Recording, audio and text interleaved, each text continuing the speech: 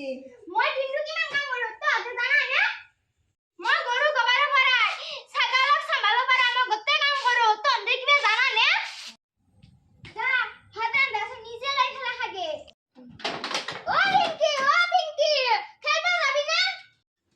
অ যাম ৰ ভাতখিনি খাই লও কোন নয় দুজক কাক বিচিছে নো রিঙ্কি আর পিঙ্কিক বিশেষ এতে নাই নেকি সে হাত কিন্তু ভাত খাই আছে পিছে হাত কে বিচিছিলি নো